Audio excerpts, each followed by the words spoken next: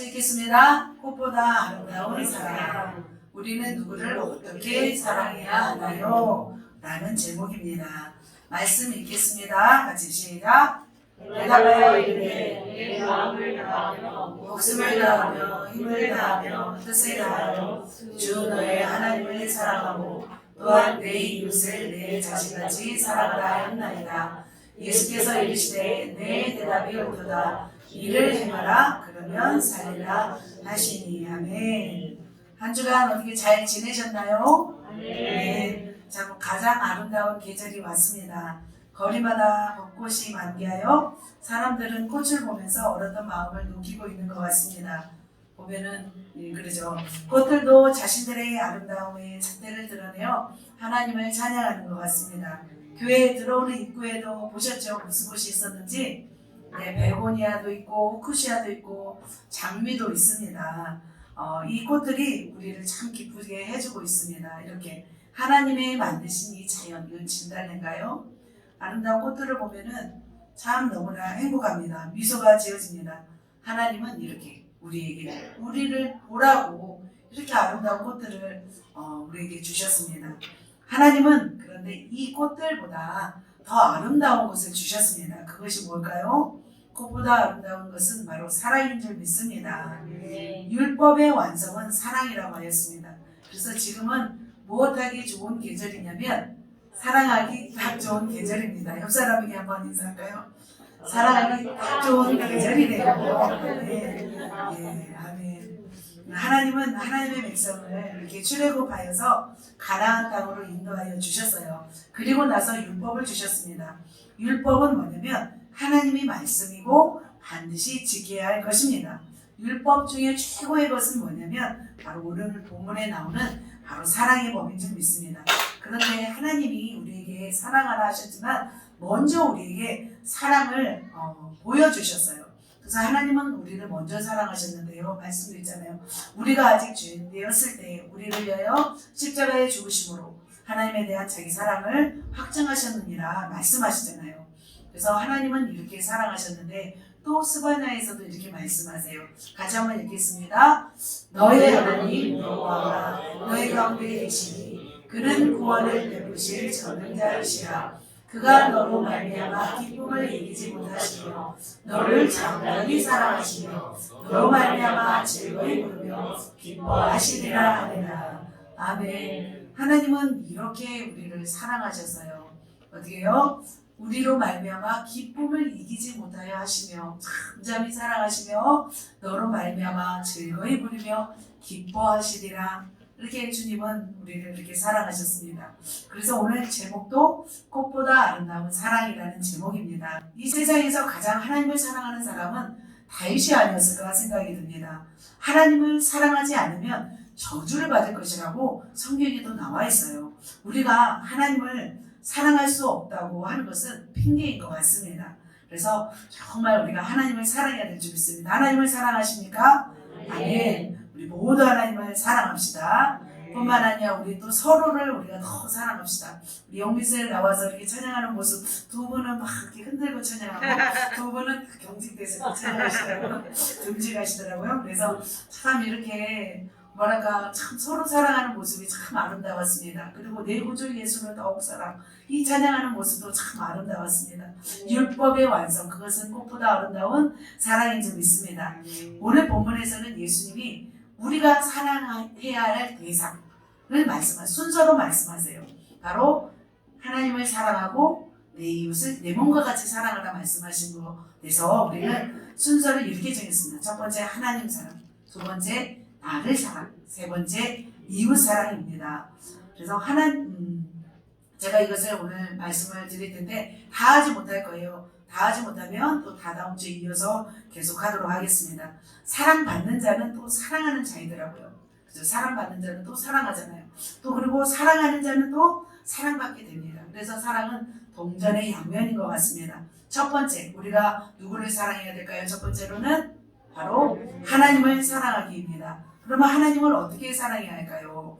다윗이 하나님을 그의 평생에 어떻게 사랑했는지 우리가 살펴보고 다윗처럼 하나님을 사랑하여 축복받고 사랑받는 하나님의 자녀들이 다 되시길 예수님의 이름으로 축복합니다. 네 가지를 가지고 말씀합니다. 마음을 다하고 뭐요? 뜻을 다하고 목숨을 다하고 힘을 다하여 주님을 사랑하라 했습니다.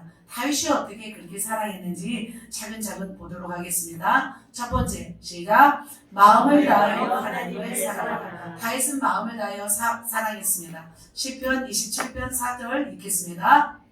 여호와께 말하는 한 가지 일, 그것을 구하리니 곧 내가 내 평생에 여호와의 집에 살면서 여호와의 아름다움을 바라보며 그의 성전에서 사모하는 그것이라. 그의 평생에 구한 것은 뭐였냐면 그의 성전에서 하나님을 사모하는 거였어요. 그는 화려한 왕궁을 구하지 않았어요.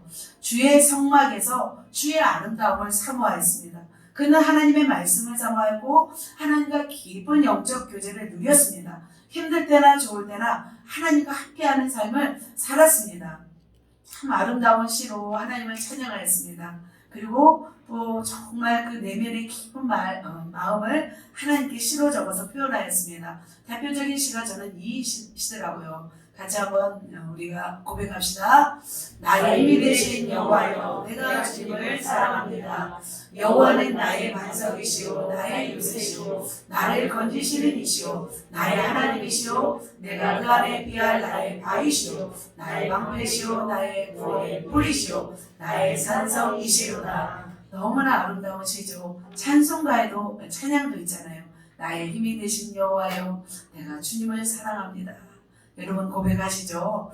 또 있습니다. 또 시편 8편의 1절을 보면은 또 있습니다. 시작. 여호와 우리 주여, 주의 이름이 온 땅에 어찌들이 아름다운지요, 주의 영광이 하늘을 덮었나이다. 아멘. 우리도 이렇게 시를 써서 하나님께 읽어드리면 좋겠습니다. 아멘. 다윗만큼 전심으로 하나님을 사랑하는 사람은 없었던 것 같아요. 그런데 사도행전 13장 22절에 이런 말씀이 있어요. 다윗을 왕으로 세우시고 증언하여 이르시되 내가 이새의 아들 다윗을 만나니 내 마음에 맞는 사람이라 내 뜻을 다 이루리라 하시니라. 이렇게 말씀했어요. 그러니까 이 말씀은 내 마음에 합한 사람이다. 하나님이 보시기에 다윗은 내 마음에 정말 맞는 사람이래요. 여러분은 하나님의 마음에 합한 사람입니까? 아멘. 그러면 다윗의 어떤 면을 보고 하나님의 마음에 들어가셨을까요? 다윗은 전심으로 하나님을 사랑했어요. 그리고 중심으로 하나님을 사랑했던 사람이었습니다. 사무엘이 다윗에게 왔을 때 기름 부었을 때 하나님이 뭐라고 말씀하셨어요? 사람은 외모를 보거니와 나 여호와는 중심을 보느니라 말씀하셨어요. 주님은 이 다윗의 중심을 보셨어요. 그래서 하나님도 지금 여러분의 외모를 보지 않아요. 하나님은 여러분의 뭘 보시냐면 중심을 보는 줄 믿습니다. 나를 사랑하는 자가 나의 사랑을 입으며 나를 간절히 찾는 자가 나를 만날 것이니라 하나님은 말씀하셨어요. 그렇다면 다윗의 이새의 8번째 아들, 막내 아들 다윗은 왜 그렇게 하나님을 사랑했을까요? 다윗에게는 하나님밖에 없었던 거예요. 다윗은 가정에서도 굉장히 소외되어서 자라는 걸 보게 돼요. 사무엘이 그 이새의 아들 중에서 기름 부으러 오잖아요. 그런데 집에 갔을 때 아버지 이새는 다윗을 부르지 않았어요. 다윗은 그 아들 중에서 제외되고 천한 일을 하였던 거예요. 가장 더운 날에 무엇을 했어요? 언제 어디서 사자와 곰이 나타나서 물려죽을지 모르는 이 상황에서 다윗은 양들을 돌보면서 목초지를 찾아서 들판에서 일을 했던 거죠. 그래서 어떻게 보면은 이 가정에서도 인정받지 않는 사람이 다윗이었던 거죠. 그 형들에게도 존중받지 못한 동생이었어요. 어쩌면 그 성경 문헌에도 보면 곳곳에서 배다른 어머니, 그러니까 다윗의 그 형들에 의해서 이렇게 막 굉장히 미워하잖아요. 배다른 그 다른 어머니에서 이렇게 낳은 자식, 배다른 동생이다라는 이런 문헌들이 있습니다. 그래서 다른 어머니가 낳은 이복 동생의 가능성이 있어요. 다윗이 어떻게 이렇게 블레셋 전쟁이 일어나서 그 아버지의 심부름으로 형들의 안부를 묻기 위해서 어디로 가요? 전쟁터로 가잖아요. 그런데 형은 정상적인 모습이 아니었어요. 형이 딱 또 막내 동생이 왔으면 야 위험하다 조심하다 얼른 가라 이렇게 말할 것인데 형은 뭐라고 했냐면 너가 양들은 돌보지 않고 전쟁을 구경하러 왔노라 하면서 화를 냈어요. 그래서 형들이 보기에는 굉장히 사랑하지 않는 사람이 바로 다윗이었어요. 어떻게 보면 그 배다른 형제에서 낳기 때문에 배다른 어머니에서 낳기 때문에 싫어했을 수도 있습니다. 그러나 다윗은 어떤 사람이었냐면 이름을 보면은 사랑을 받은 자라는 뜻이 있대요. 유다 지파 보아스와 룻 사이에서 나잖아요. 증손자였어요. 증손.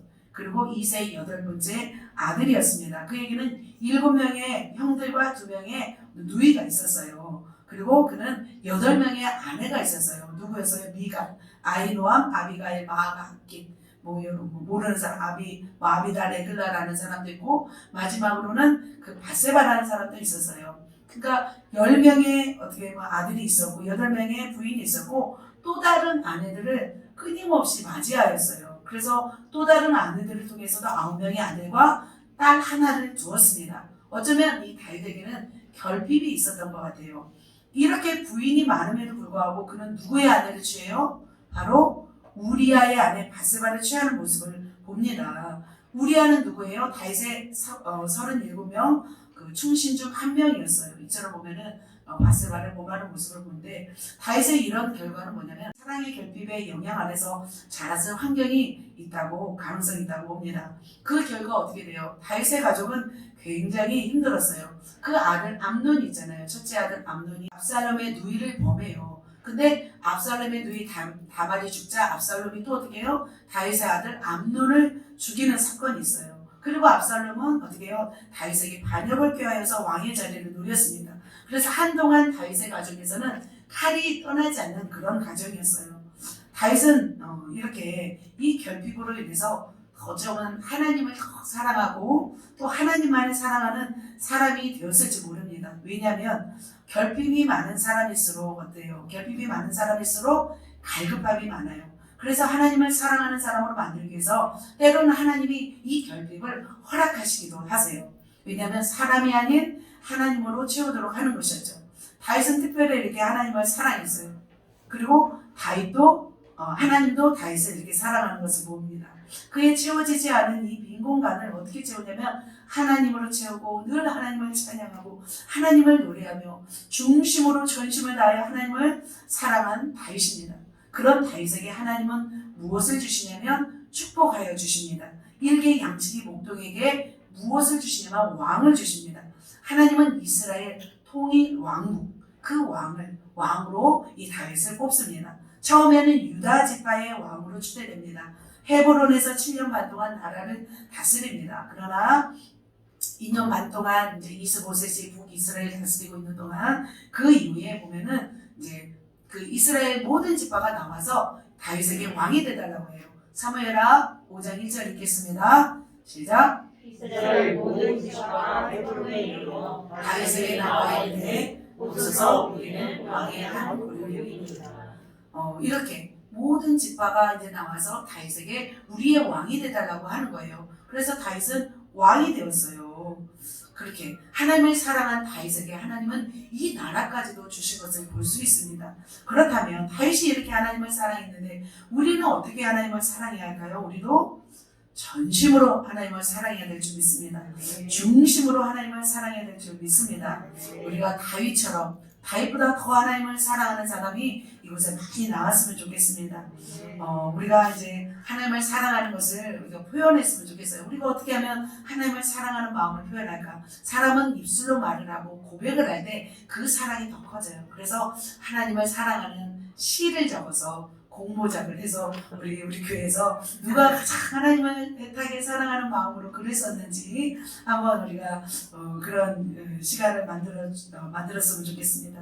그래서 하나님께 이런 사랑 고백을 하면서 또 하나님의 시 한 편을 읊어드리면서 우리의 진정한 그 마음의 중심의 사랑을 하나님께 고백하였으면 좋겠습니다. 모두가 하나님을 사랑하시는 마음으로 진심으로 사랑하신 예수 제자교회 되시기를 예수님의 이름으로 축복합니다. 두 번째입니다. 다윗은 어떻게 사랑했을까요? 시작. 목숨을 다하여 하나님을 사랑하라. 네, 다윗은 목숨을 다하여 하나님을 사랑했습니다. 다윗은 목숨을 다했어요. 하나님을 사랑하기요. 자신의 목숨이 위험할 수 있는 골리앗과의 싸움도 두려워하지 않았어요. 자, 웰라 골짜기에서 블레셋 사람 골리앗이 이스라엘을 향하여 항전을 벌이고 있었어요. 블레셋 장수 골리앗은 하나님의 이름을 모욕했어요. 그리고 이스라엘 사람들을 조롱하고 있었어요. 자, 아버지의 심부름으로 다윗이 이 전쟁터에 갔죠. 그런데 골리앗을 두려워하지 않았어요. 이 다윗은 이것을 목격했습니다. 다윗의 형들도 두려워했습니다. 사울 왕도 두려워하고 있었습니다. 아무도 그 크고 두려운 골리앗 앞에 담대히 나아가지 못했습니다. 그럴 때 다윗은 이 하나님을 위하여 목숨을 건 싸움을 하는 것을 볼 수 있습니다. 사무엘상 17장 46절입니다. 오늘 여호와께서 너를 내 손에 넘기시느니 내가 너를 쳐서 내 목을 베고 블레셋 군대의 시체를 오늘 공중에 세워 땅의 들짐승에게 주어 온 땅으로 이스라엘 하나님이 계신 줄 알게 하겠고, 이렇게 말씀하고 있죠. 그는 담대히 나아갔습니다. 그리고 그는 주머니에 돌을 넣어가지고 물매로 던져 블레셋 사람 골리앗의 이마를 치고 그를 땅에 엎드려뜨리게 하는 것을 볼 수 있습니다.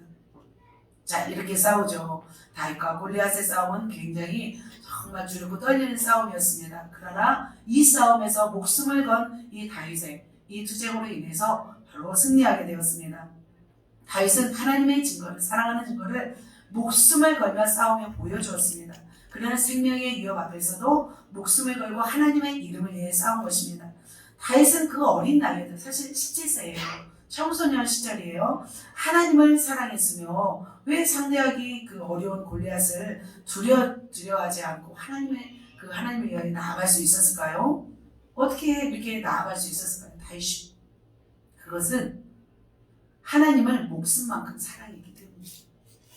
목숨을 건 그 사랑, 그것은 하나님이 전부인 사람이 하는 그런 사랑인 것 같습니다. 다윗은 목숨처럼 하나님을 사랑했기 때문에 두려워하지 않고 나와서 싸운 줄 믿습니다. 그렇게 목숨을 걸고 주님을 사랑하면 하나님이 또 어떻게 하시냐면 다윗에게는 누구를 주냐면 요나단이라는, 자기의 생명같이 사랑하는 요나단을 주세요. 그리고 또 어떻게 하냐면 베들레헴 그 전쟁이 있을 때 베들레헴 성문곁 우물물을 누가 내게 마시게 할까 이렇게 할 때 세 용사가 있어요. 그 세 용사, 많은 용사가 있어요. 요셉, 베세벳, 엘르아살, 산마라는 이 세 용사가 나아가서 블레셋 진영의 적진을 돌파하고 나아가서 우물물을 가져와요. 그런데 그 우물물을 마시지 않잖아요. 부어드리잖아요. 그래서 다윗을 위하여서 이 목숨을 걸고 싸우는 용사가 3명이 있었고, 그리고 다윗을 위하여서 목숨 걸고 싸우는 37명이 합치면 37명의 용사가 있었어요. 죽기를 각오하는 자에게 주시는 축복인 것 같습니다. 아멘. 우리도 주님을 위해서 죽기를 각오한다면 우리를 위해서도 죽기를 각오한 사람이 있을 줄 믿습니다. 신약 시대에 보면은 주님의 부르심을 받고 주님을 사랑한 자들은 모두 생명을 걸고 나아갔어요. 그들은 모두 하나님께 이 목숨을 바쳤습니다. 사도 바울도, 베드로도, 도마도, 요한도, 야고보도 다 목숨을 버렸습니다. 목숨을 버리고 주님을 사랑하였습니다. 다니엘도 어떻게 했어요? 죽기를 각오하고 기도하고 주님을 사랑했어요. 사드락, 메삭, 아벳느고도 금신상에 절하지 않고 하나님을 향한 사랑을 나타내었습니다. 예수 그리스도는 우리를 위하여 생명을 주셨고 또 영원한 천국으로 갈 수 있는 길을 열어주셨습니다. 그렇다면 우리도 어떻게 할까요? 우리도 우리의 건강, 우리의 생명, 우리의 목숨을 주님께 드리는 것이 마땅한 줄 믿습니다. 마지막 시대에 우리가 흔들 깃발이 뭘까요? 바로 죽기 살기라고 말씀드리죠. 죽기 살기로 주님을 사랑하여 목숨조차도 귀한 것으로 여기지 아니하고 달려간 사도 바울처럼, 다윗처럼 우리가 그렇게 목숨조차 아끼지 않고 주님을 사랑한다면 가장 천국에서 높은 곳으로 우리를 인도하실 줄 믿습니다. 아멘. 우리가 교회를 사랑한다, 주님을 사랑한다, 하나님을 사랑한다 말을 하지만, 우리가 말로 하는 것도 중요하지만 정말 그것을 표현하는 것은 우리의 생명을 들여 주님을 사랑한다고, 생명을 들여 교회를 사랑한다고 우리가 고백하며 나아간다면 하나님은 그 생명을 드린 그 사랑을 받으신 줄 믿습니다. 아멘. 그렇게 다윗은 목숨을 걸고 주님을 사랑하였습니다. 세 번째입니다. 다윗이 어떻게 사랑했습니까? 뜻을 다하여 하나님을 사랑하라. 뜻을 다하여 그는 하나님을 사랑하였습니다. 그러면 뜻을 다하여 하나님을 사랑한다는 것은 무슨 의미일까요? 무슨 의미냐면 하나님 말고는 다른 것을 사랑하지 않기로 작정하고 뜻을 잡아요. 하나님만을 사랑하기로 결심하고 결단하는 것입니다. 다윗이 뜻을 다하여 하나님만을 사랑했어요. 그러면 뜻을 다하여 하나님만을 사랑하면 힘든 일이 있을까요? 없을까요? 힘든 일이 있어도 하나님만을 사랑하는 거예요. 아무리 어려운 일이 있어도 하나님의 뜻을 믿고 순종하고 나아가는 것입니다.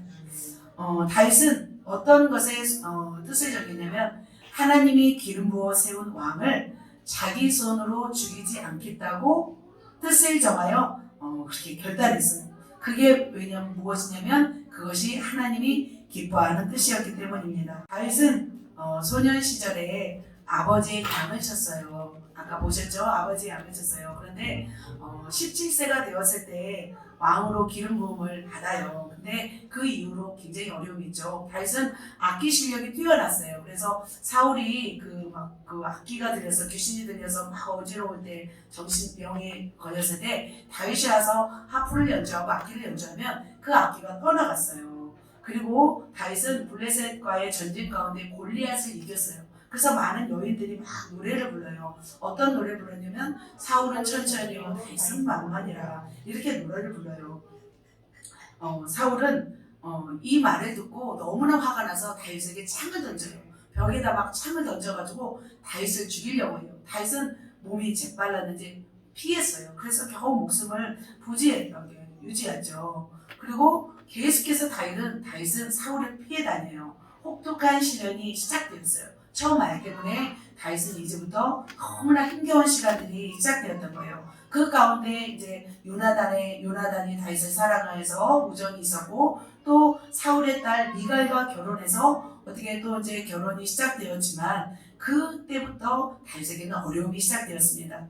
다윗의 정처 없는 그 도피 생활을 보도록 하겠습니다. 도피 생활을 여러분 잘 보시나요? 잘 보세요. 자, 맨 위에 기브와 라마 있죠? 그 다음에 높 보이시나요? 높.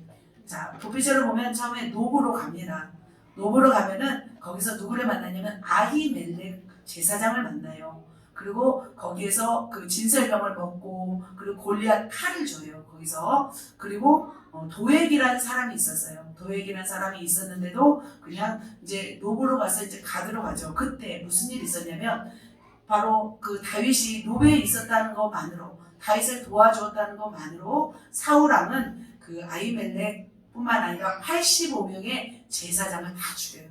그리고 높 지역에 있는 어린 아이로부터 모든 사람을 또 죽여버려요. 그러면 얼마나 다윗이 두려웠을까요? 그래서 이제 가드로 가요.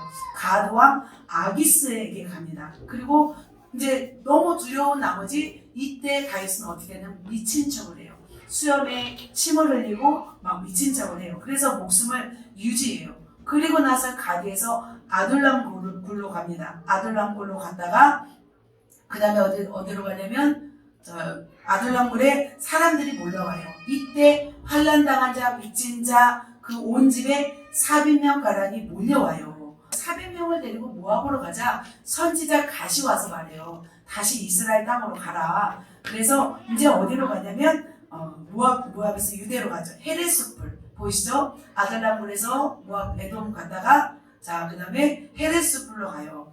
헤레스풀로 갔다가 그 다음에 그일라로 가요. 그일라 보시죠? 그일라로 갔는데 그일라에 누가 쳐들어오냐면 블레셋이 쳐들어와요. 그래서 그 다윗이 그 그일라 사람들을 구합니다. 그리고 나서 10황무지로 가죠. 10황무지 한번 보도록 하겠습니다. 10황무지 가고 10황무지 갔다가 안 되네. 마온 황무지로 갔다가 그 다음에 어디로 가요? 사해 근처 엔게디 보이시나요? 자, 이 엔게디로 갑니다. 이 엔게디에서 무슨 일이 있냐면 사울이 볼일을 보러 와요. 볼일을 보러 들어와서 앉아 있을 때 다윗이 어떻게 해요? 그 옷자락을 베는 거예요. 그때 함께한 사람이 몇 명이었어요? 400명 가량이었잖아요. 군사들도 있었어요. 그래서 사울을 죽이자고 해요. 그런데 다윗은 이 사울을 죽이지 않아요. 자, 엔게디 광야가 이렇게 생겼습니다.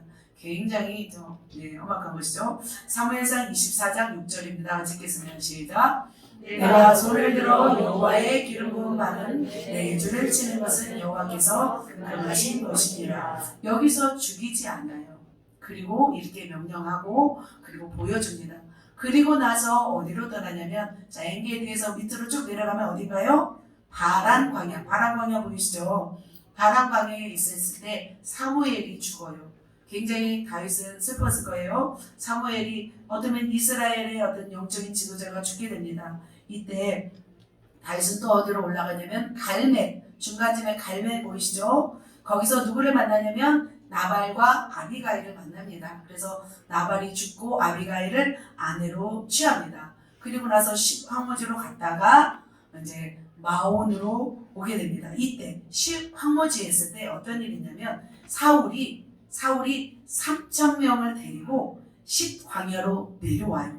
그리고 이 광야 앞에 그 하겔라 산 앞에서 진을 치고 있었어요. 그래서 얼마나 두려워. 3,000명이 이제 누구를 벼룩을 쫓아 오는 거죠. 다윗을 잡으려고 이 황무지로 온 거예요.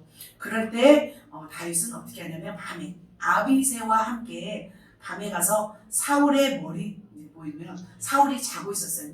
하나님이 이렇게 재웠다고 성경에 나와 있더라고요. 사울이 자고 있고 아비새와 다윗은 창과 물병만 가지고 오고 있어요. 그런데 이때 아비새가 뭐라고 하냐면 창으로 찔러서 땅에 꽂게 하소서. 이때 이제 죽이면 되잖아요. 너무나 고통스러운 거예요. 다윗만 고통스러운 게 아니라 함께 다니는 이 400명이 너무 고통스러우니까 차라리 사울하고 죽이자고 한 거예요. 그러자 다윗은 또 이렇게 말합니다. 읽겠습니다. 다윗이 아비새에게 이르되 죽이지 말라. 누구든지 손을 들어 여호와의 기름 부음 받은 자를 치면 죄가 없겠느냐 하고 이렇게 말씀하고, 그러니까 도피 생활 가운데 다윗은 2번의 죽일 기회가 있었어요. 그런데 다윗은 하나님의 기름 부음 받은 자를 어떻게 해요? 죽이지 않아요. 왜냐하면 하나님의 뜻이 기름 부음 받은 자를 죽이면 안 되기 때문이에요. 그리고 나서 다윗은 가드왕 아기스에게로 가요. 그리고 가드왕 아기스에게로 갔을 때 이제 잠시 피하고 있었을 때 길보아 전투가 일어나요. 거기에서 사울과 요나단이 죽음으로 인해서 이제 도피 생활이 끝이 나요. 이렇게 다윗은 10년 넘게 도망 다녔어요. 이게 쉬운 일이 아니잖아요. 이렇게 10년 넘게 이곳을 계속 유리하며 방황하며 이렇게 살았던 것을 봅니다. 다윗은 이렇게 힘든 도망자의 삶을 살았어요.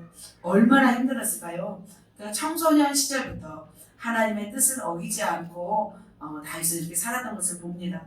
아무 죄 없잖아요. 다윗이 무슨 죄가 있어요? 그런데 자기를 죽이려고 해요.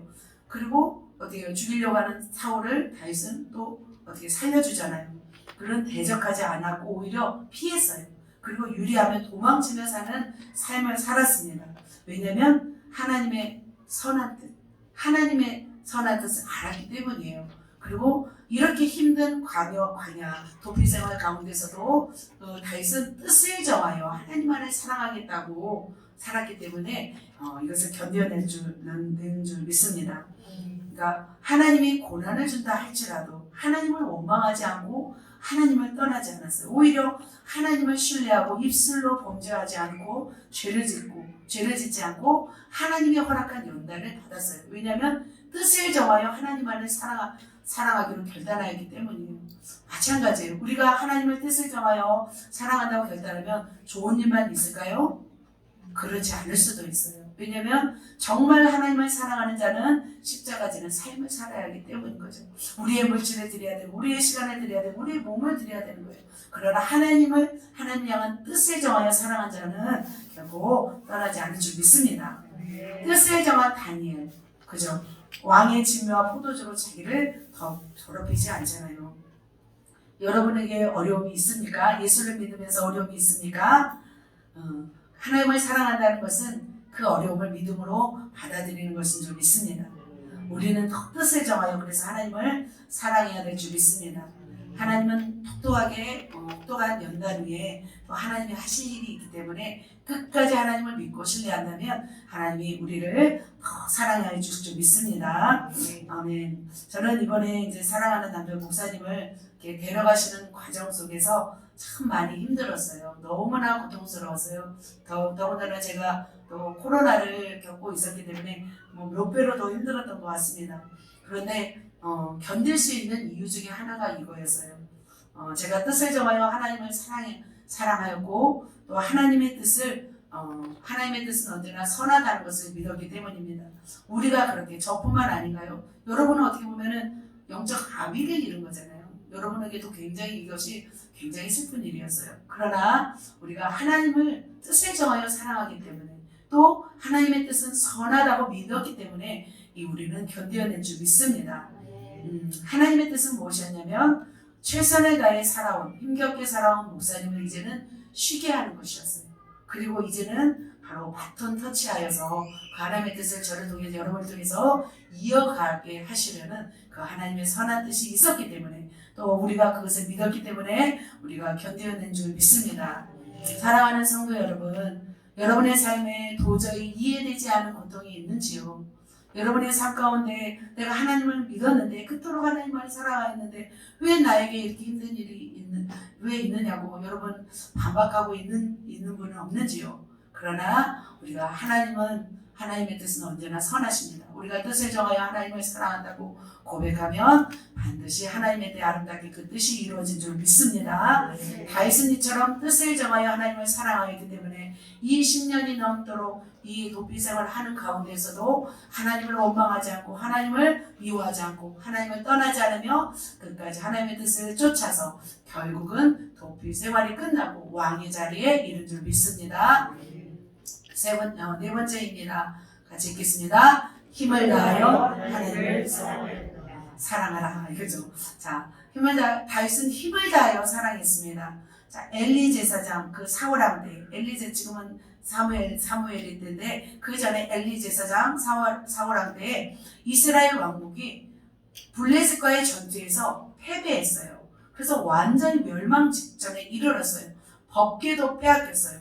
다윗은 하나님을 사랑하기에 힘을 다하여 하나님을 사랑하는 증거를 보였는데 잃어버린 법궤를 어떻게 했는지를 통해서 다윗이 어떻게 하나님을 사랑하였는지 보게 됩니다. 법궤는 지금 어디에 있냐면 블레셋에 빼앗김에 70년간 기럇 여아림에 있었어요.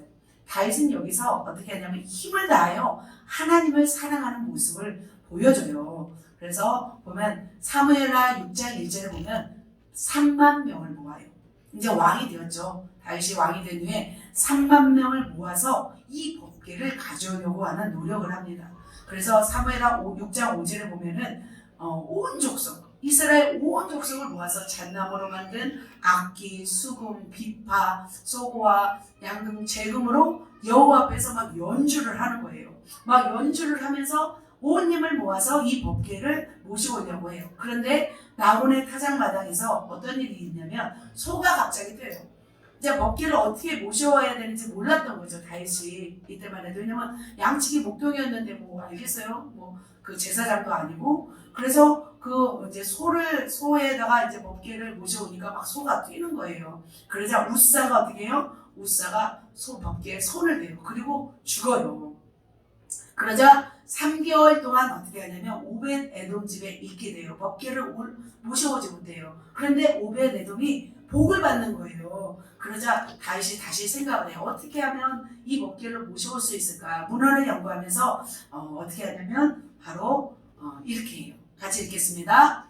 여호와의 궤를 맨 사람들이 6걸음을 가매 다윗이 소와 살찐 송아지로 제사를 어떻게 하냐면 이제는 그동안은 소가 모셔왔잖아요. 아니 이제는 제사장들에게 매기하는 거예요. 그리고 나서 제사를 이렇게 6걸음 드리고 나서 살찐 송아지 제사를 드려. 그리고 14절 읽겠습니다. 그거 어떻게 했는지 시작. 다윗이 여호와 앞에서 힘을 다하여 춤을 추는데 그때 다윗이 내 옷을 입었더라. 다윗이 이렇게 춤을 춰요. 자, 제사장들이 매고 춤추는 모습이 되게 흥겨워 보이지 않아요? 처음부터 이렇게 막 벌거벗고 춤지 않았어요? 네. 다윗은 그토록 사랑하는 여호와의 법궤를 모셔오는 것에 온 힘을 다했어요. 하나님을 사랑하는 것은 하나님의 법궤를 사랑하는 거거든요. 우리가 하나님을 사랑하는 것은 하나님의 말씀을 사랑하는 거예요. 법궤를 수레에 싣지 않고 이제는 제사장들에 의해서 다윗성까지 무사히 올 수 있었어요. 그리고 이렇게 여호와의 법궤가 다윗성으로 들어올 때 다윗이 막 이렇게 춤을 추는 거예요. 온 힘을 다해서 춤을 추었어요. 그러다 너무 흥겨운 나머지 옷이 벗겨졌어요. 그냥 뭐 이렇게 브레이크 댄스 뭐 이런 춤이 아니라 완전히 막 그냥 도는 춤을 추게 좀 덤블링을 하고 막 이 정도야 옷이 벗겨지죠. 그냥 우리 웬만한 춤을 가지고 벗겨지겠어요? 그죠? 이렇게 다윗은 막 덤블링을 하고 막 브레이크 댄스를 하고 머리를 박고 막 완전히 이렇게 추었단 말이에요. 이렇게 춤을 추면서 옷이 벗겨질 정도로 이렇게 하나님을 기뻐했어요. 그러자 이 모습을 보고 이제 옷이 벗겨진지도 모르고 춤을 춘 다윗에 대해서 그 아내 미갈이 업신여겼잖아요. 그리고 그 어떻게 계집종에게 이렇게 천하게 보이냐고 막 말을 하잖아요.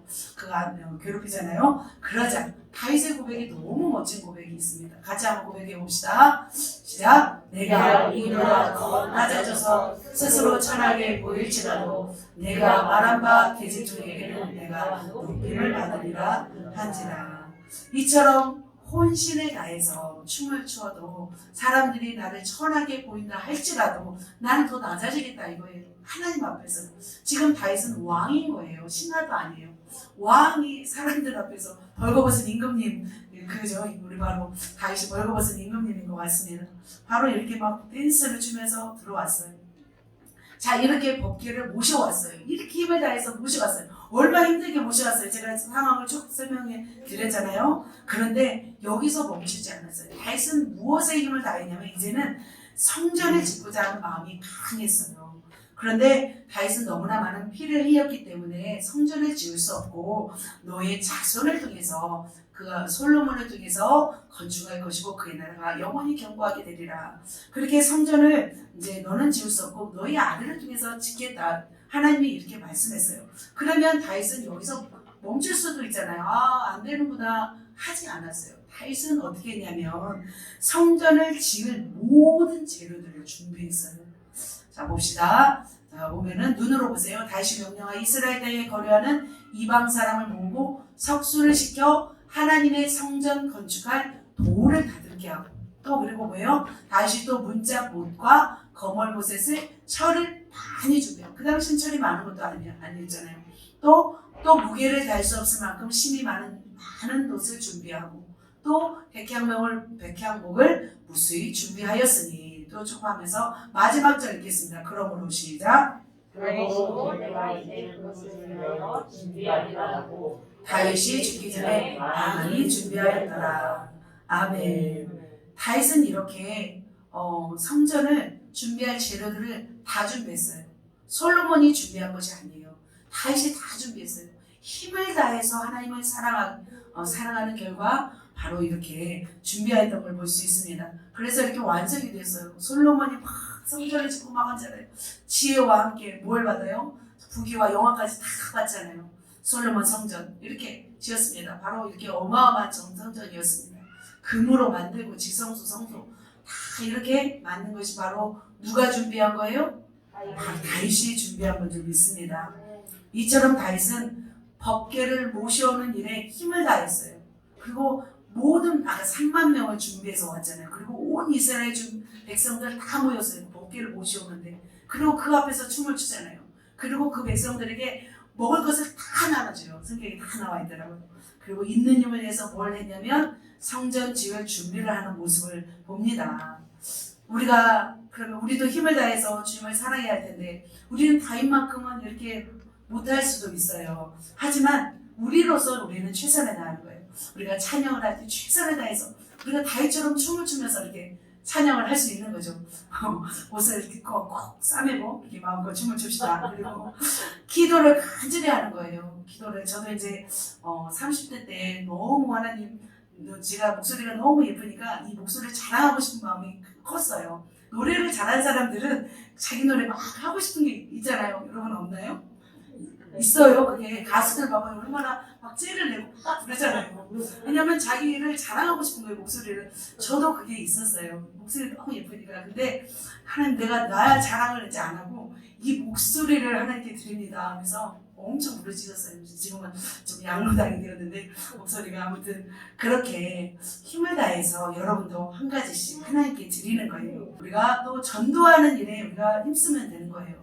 전도하는 일에 우리의 물질을, 여러분 저는 너무나 이게 귀한 것이, 우리가 대단한 뭐 부자인 교회도 아닌데 자기 자비랑으로 전도를 하는 거잖아요. 그래서 너무나 귀한 점이 있습니다. 그래서 우리가 이렇게 전도하고 또 그리고 또 헌신하고 또 다음에 우리가 교회를 이전할 때 그때 또 우리의 많은 것을 또 하나님께 드리는 거예요. 다윗처럼 그렇게 사랑했습니다. 자, 이렇게 정리합니다. 다윗은 마음을 다하고 뜻을 다하고 목숨을 다하고 힘을 다하여 주님을 사랑했습니다. 자, 이렇게 하나님을 사랑했죠. 자, 율법은 하나님 사랑, 이웃 사랑인데, 자, 이웃 사랑하기 전에 두 번째 우리가 사랑해야 할 대상이 있습니다. 우리가 누구를 사랑해야 될까요? 어떻게 하겠습니까? 네. 나를 사랑하기입니다. 같이 읽겠습니다. 나를 사랑하기. 진정으로 나를 사랑하는 방법은 무엇인가? 자, 나를 사랑하는 것은 무엇일까요? 로마 시대에는 어떤 말이 있었냐면, 건강한 육체에 건강한 정신이 깃든다라는 말이 있어요. 몸을 건강을 위해서 좋은 음식을 먹고 보약을 먹고 운동하는 것도 자신을 사랑하는 거예요. 좋은 책을 보고 여행을 하면서 자신이 원하는 것을 하려는 것도 자신을 사랑하는 거예요. 그리고 자아 실현을 펼치는 것도 자신을 사랑하는 거예요. 또요, 모나고 부족하고 연약해도 자신을 소중히 여기고 있는 모습 그대로 받아들이는 것도 자신을 사랑하는 것입니다. 그리고 누군가를 사랑하는데 자신의 감정에 도취해서 그 감정을 쏟아내는 것도 자기 사랑할 수 있습니다. 그리고 자기를 위해서 자기를 아름답게 꾸미고 자기의 필요를 얻고 자기를 어떻게 보살피는 것도 다 사랑인 줄 믿습니다. 그러나 좀 더 진정으로 나를 사랑하는 것은 무엇일까? 이렇게 우리가 눈으로 보이는 것도 자기 사랑이죠. 이걸 해야 돼요, 반드시. 하지만 좀 더 나를 사랑하는 방법은 무엇일까요? 보도록 하겠습니다. 자, 읽겠습니다. 나를 하나님의 형상으로 회복시키는 것입니다. 창세기 읽겠습니다. 하나님이 자기 형상 곧 하나님의 형상대로 사람을 창조하시되 남자와 여자를 창조하시고, 나를 창조한 하나님의 형상을 닮아가게 하는 것이 나를 사랑하는 거예요. 그래서 하나님의 형상을 회복시키는 거예요. 사람은 며칠째 창조했냐면 6일째 창조했어요. 그래서 창조하시고 보시기에 심히 좋았더라 말씀하셨어요. 생육하고 번성하여 땅에 충만하라 이렇게 말씀하셨어요. 그리고 우리를 누구의 형상대로 창조하였나요? 하나님의 형상대로 창조한 줄 믿습니다. 그런데 사람은 아담의 범죄로 인해서 죄를 짓게 되었어요.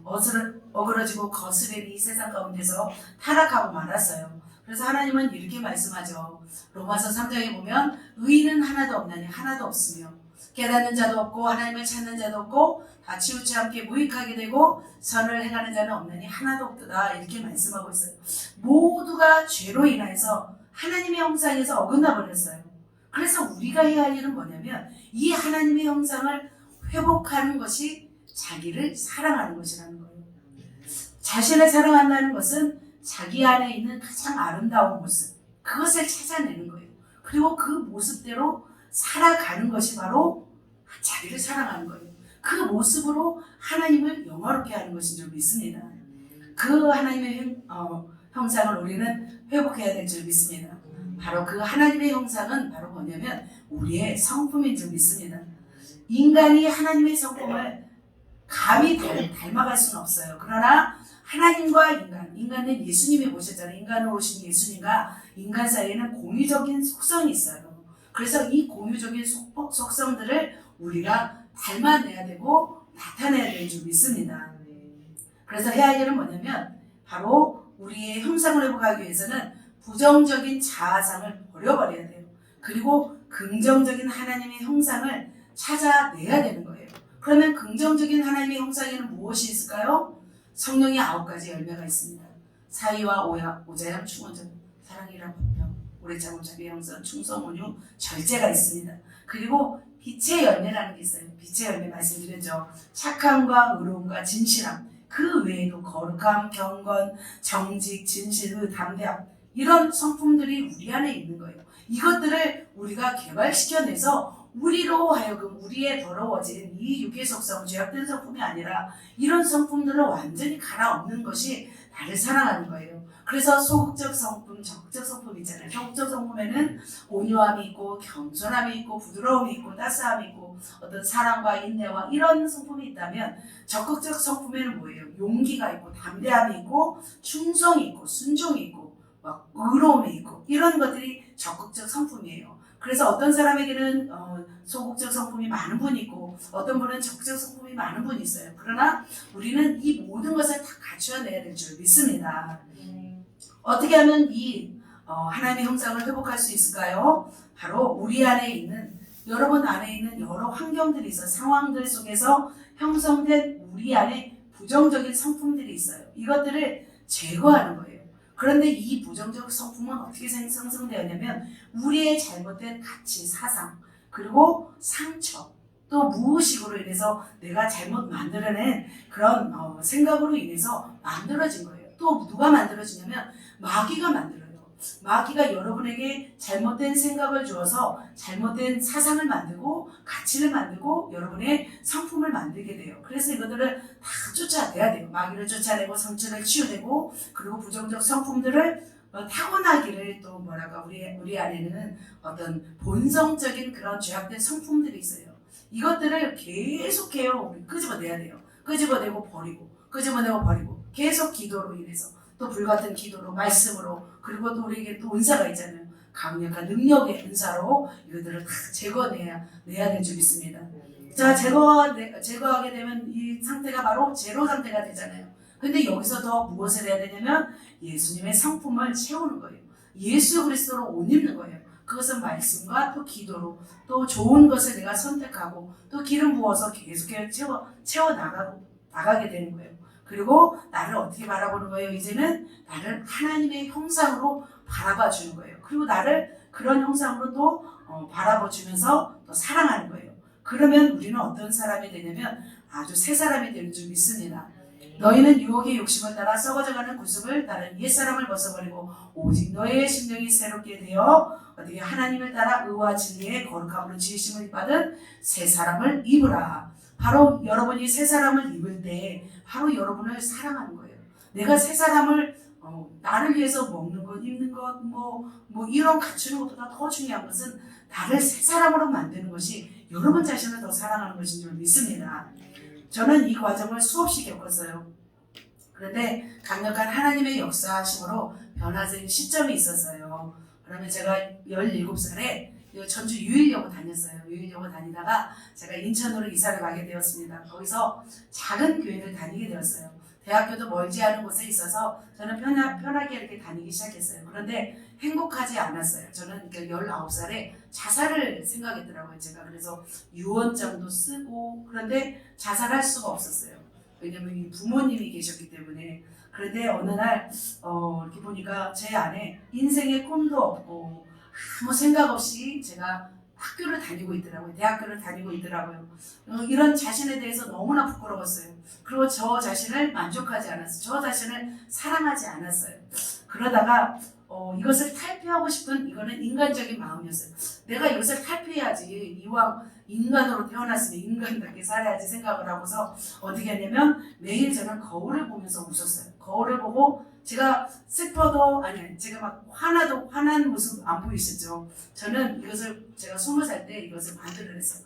거울을 보고 제가 웃는 연습을 하고 그리고 찬양팀을 할 때도 내가 어떻게 보이는 것이 사람들에게 좀 좋을까를 항상 저는 생각하면서 그렇게 연습을 했어요. 그렇게 매일 거울을 보고 나를 연습을 하고 또 저를 아름답게 만들기 위해서 다이어트를 작정해서 다이어트에 제가 성공을 했어요. 지금보다 한 20kg가 적게 나왔죠.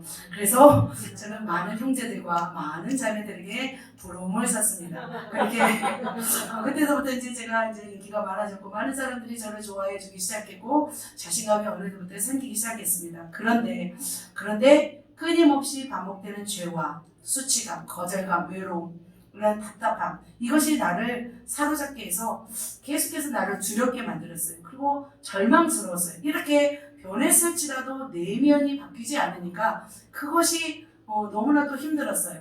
그래서 어느 날부터 제가 이제 24살부터 그랬던 것 같아요. 4살 때부터 하나님을 찾기 시작했습니다. 물론 사건도 있었죠. 하나님을 찾기 시작했고 그리고 하나님을 간절히 구하기 시작했어요. 하나님이라면 나를 해결해 주시지 않을까? 라는 생각이 들었습니다. 그래서 그때서부터 저는 말씀을 읽기 시작했고 기도를 하기 시작했고 청년부 예배에 나오기 시작했습니다. 그리고 나서 저는 하나님을 만났습니다. 하나님을 만나고 나서 하나님께서 어떤 일을 해주셨냐면 저를 굉장히 빠르게 회복시켜 주셨어요. 그래서 사람들이 사람들은 말하잖아요. 사람은 변하지 않는다고. 근데 저는 변해버렸어요. 예전엔 내가 나인 것이 싫었거든요. 굉장히 나인 게 불편했어요. 저는 남자로 태어나고 싶었어요. 남자는 멋있잖아요. 힘도 있고 막. 안 그런가요? 저는 여자에게 좀 별로 안 좋았어요. 그런데 이제는 내가 내 자신인 거에 대해서 굉장히 만족하고 행복했어요. 그리고 내가 자랑스럽게 느껴지기 시작했던 것 같아요. 그러면서 하나님이 이렇게 나를 변화시키면서 과거가 생각나지 않는 삶, 그러면서 그 이후에도 하나님은 이 반복을 하셨어요. 내 안에 진실한 내 모습을 찾기 시작했어요. 마찬가지로 여러분은 지금 어떠신가요? 보니까 아침에도 보니까 여러분이 다 지금 많이 변했어요. 안 그러신가요? 정용락 성도님도 지금 막 아침에 오니까 저를 막 반가이 맞이하시더라고요. 예전에는 얼굴은 안 쳐다보시고 말만 하셨거든요. 지금 다 쳐다보시고, 또 우리 정양호 성도님도 진짜 많이 변하셨어요. 전우미 성도님, 배태종 하남별 성도님도 변하고 다 변하고 있어요. 유경수 성도님도 이제는 우리를 막 전화해서 힘들게 안 하잖아요. 얼마나 막 일을 막 하시고 계신지 몰라요. 네, 이제는 안정된 모습, 이렇게 모습을 보면서 여러분이 지금 하나님의 형상으로 변화되고 있구나, 많이 변화시키고 있구나 라는 것을 깨달았습니다. 두 번째, 자, 같이 읽겠습니다. 시작. 정체성을 발견하게 해주는 것입니다. 하나님 안에 있을 때 우리는 정체성이 확립됩니다. 이건 뭐냐면, 자, 하나님의 형상으로 여러분이 많이 변화됐어요. 두 번째는 뭐냐면, 나는 누구인가? 나는 왜 태어났는가? 나는 무엇하는 존재인가를 발견시켜주는 거예요. 자신의 존재를 인정하는 것이 바로 자신을 사랑하는 것이더라고요. 그 존재를, 가치를 찾는 방법은 누구 안에서 찾느냐면 하나님 안에서, 하나님의 부르심 안에서 우리는 찾아야 돼요. 우리는 모두가 예수님을 인격적으로 만났기 때문에, 받아들였기 때문에 하나님의 자녀가 되었어요. 그것을 믿고 받아들일 때 우리는 자신을 사랑하게 되는 것 같아요. 70억 인구 중에서 여러분 한 사람 한 사람을 택하시고 하나님의 자녀로 삼았다는 것은 정말 놀라운 기적인 줄 믿습니다. 나의 부르심, 더 나아가서 나의 부르심 사명을 찾을 때 우리는 자신을 더 사랑하게 되는 줄 믿습니다. 진화론, 공산주의, 유물론 사상은 인간을 뭘로 보냐면 물질로 봐요. 인간을 획일적으로 보잖아요. 그래서 인간의 자유의 보장권을 주지 않아요. 분류하여 통제하고 다스리는 그런 것이 바로 유물론 사상이죠. 그런데 우리는 그렇게 지배당하며 살 존재가 아니라는 거예요. 우리는 누구 안에 거해야 되냐면 하나님의 통치 안에 거할 때, 하나님의 부르심을 발견할 때 진정한 나를 발견하게 되고 진정한 보호와 자유가 우리에게 주어지는 줄 믿습니다. 우리에게는 각자의 부르심이 있어요. 그 부르심을 발견할 때 우리는 진정한 내가 되는 거예요. 나 자신이 되는 거예요. 그리고 나를 사랑하게 되는 줄 믿습니다. 그냥 우리가 아무 생각 없이 먹고 마시고 시집가고 장가가고 이런 삶이, 이게 누는 것이 진정한 의미에서의 나를 사랑하는 것이 아니에요. 시간을 낭비하고 흥청망청 세월을 아끼지 않고 살아가는 것이 나를 아끼는 것이 아니에요. 내가 하기 싫어하는 일은 안 하고 내가 하고 싶은 일만 하면서 내 뜻을 이렇게 나타내고 사는 것인데 나를 사랑하는 것이 아니더라고요. 진정한 것은 뭐냐면, 진정한 나를 사랑하는 것은 하나님의 형상대로 창조한 나를 발견하고 나의 부르심이 무엇일까를 아는 거예요. 그래서 성경에 많은 사람들이 있어요. 자, 출애굽기 3장 4절에 보면 누가 나오냐면 모세가 나와요. 모세야. 그러자 그가 이르되 내가 여기 있나이다. 하나님은 모세를 부르셨어요. 그는 80년 동안 사는 삶은 물론 하나님이 연단받았지만 모세에게는 의미 있는 시간이 아니었어요. 힘든 시간이었어요. 그러나 80세에 주님의 부르심을 받고 그를 통해서 하나님의 사명이 주어질 때 그는 이제는 하나님의 사명자가 되고 하나님의 대사가 되고 하나님의 동역자가 된 것이에요. 모세가 얼마나 자랑스러웠을까요? 나는 이 민족을 이제는 대표할 하나님의 사람이다. 이 자신감을 가지고 담대히 바로 앞에 나아가서 이 백성을 끌어내라. 내가 데리고 와서 하나님 백성 만들겠다. 제사를 지내겠다 하잖아요. 또 누구예요? 사도 바울입니다. 9절 4절 읽겠습니다. 땅에 엎드려 들으매 소리가 있으시되 사울아 내가 어찌하여 나를 박해하느냐. 그죠? 사도 바울은 주님을 만나기 전에는 핍박자고 회방자였어요. 그러나 주님을 만나고 나서 그는 너무나 아름다운 하나님의 사람으로 변화되었어요. 사도 바울을 통해서 주님의 역사가 일어나고 얼마나 사도 바울의 인생 가운데 주님을 만난 기쁨으로 얼마나 살았을까요? 그 이방인과 임금들 앞에 복음을 전할 자기의 부르심을 발견한 후에 담대히 나아가잖아요. 헤롯 왕에게도 나아가잖아요. 총독들에게도 나아가고 로마 가이사에게도 나아간 적이 있습니다. 또 에레미야도 마찬가지예요. 에레미야도 임하여 뭐라고 말씀하시냐면 내가 너를 누구에게 보내든지 너는 가며 내가 내게 무엇을 명령하든지 너는 말할지니라 이렇게. 예레미야는 왕 앞에 가서도 시드기야 왕 앞에 가서도 이스라엘의 흥망성쇠를 전하는 예언자가 되었던 거예요. 노아도 어떻게 했어요? 노아도 하나님의 부르심을 받고 노아의 방주를 짓잖아요. 그러면서 그 인류를 구원할 그 방주를 짓고 또한 그 후손을 퍼뜨리잖아요. 아브라함은 어떻게 했어요? 아브라함도 그 갈대아 우르에서 그 데라가 우상을 만들었잖아요. 근데 그곳에 살고 있다가 하나님의 부르심을 받고 너희 본토 친척 아비 집을 떠나 내가 너에게 지시할 땅으로 가라. 그리고 나서 열국의 아비가 되게 하리라 말씀하시잖아요. 진짜 열국의 아비가 되잖아요. 마지막으로 12제자 한낱 어부에 불과했고 세리에 불과했고 때로는 창녀도 있었고 많은 그런 사람이었어요. 그런데 그들이 부르심을 받고 어떻게 되었어요? 부르심을 받고 얼마나 아름답고 멋진 사람이 되었어요. 우리도 마찬가지인 줄 믿습니다. 우리의 모습은 초라할 수 있어요. 그러나 우리가 하나님의 부르심을 받고 나아간다면 우리는 어마어마한 하나님의 사람이 되는 줄 믿습니다. 이처럼 사람들이 하나님을 만나 진정한 부르심을 발견할 때 바로 저와 여러분이 하나님의 사람이 될 뿐만 아니라 그것이 바로 자기를 사랑하는 길인 줄 믿습니다. 하나님이 이 땅에 우리를 보내신 이유 발견하는 것, 그것이 바로 나를 사랑하는 것인 줄 믿습니다.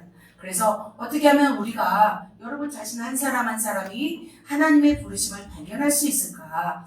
그래서 우리 발견해야 되잖아요. 발견하신 분도 있고 발견하지 못한 분도 있어요. 나는 과연 왜 이 땅에 태어났을까? 나는 왜 교회에 다닐까? 나는 뭐 할 수 있을까? 이런 고민 가운데 있을 수 있어요. 나는 부족한데, 나는 연약한데, 과연 나를 통해서 뭘 할 수 있을까? 나는 그냥 무리인가? 이렇게 생각할 수도 있을 거예요. 그러나 제자훈련을 받으면서 이제 셀 리더님들 이제 제자훈련을 받으면서 우리 셀원들에게 부르심을 알게 하는 거예요. 하나님의 부르심이 무엇인지를 말씀해 주는 거예요. 왜냐하면 우리가 하나님을 못 만날 수도 있어요. 그러나 정말 하나님을 사랑하고 하나님의 부르심을 받은 분들은 다른 사람들도 어떻게 해줘야 돼요? 나만 부르심을 받아야 돼요? 아니잖아요. 모든 사람들이 다 부르심을 받은 하나님의 사람임을 여러분의 존재 가치를 가르쳐야 될 줄 믿습니다. 그래서 방법이 바로 두 가지로 말씀드렸습니다. 말씀을 정리하겠습니다. 다윗은 어떻게 사랑했냐면 마음을 다하여 사랑했습니다. 전심으로 하나님을 사랑했습니다. 목숨을 다하여 사랑하였습니다. 골리앗과도 싸웠죠. 뜻을 다하여 사랑하였습니다. 아무리 힘든 도피 생활도 잘 감당했습니다. 마지막으로 힘을 다하여 사랑했습니다. 법궤로 옮겼고 힘을 다해 춤을 췄고 또한 성전을 지을 모든 준비를 다해서 하나님을 사랑하였습니다. 그리고 나를 사랑해야 합니다. 여러분 자신을 사랑해야 됩니다. 시간이 지금 너무 많이 가서 제가 조금 급해졌는데 좀 천천히 했더라면 더 이것을 좀 더 다음 주에 좀 더 설명하도록 하겠습니다. 나를 사랑하려면 무엇을 회복해야 합니까? 하나님의 형상. 두 번째로 하나님의 부르심을 발견할 때 여러분이 여러분 스스로를 더 사랑하게 되는 줄 믿습니다. 기도하겠습니다.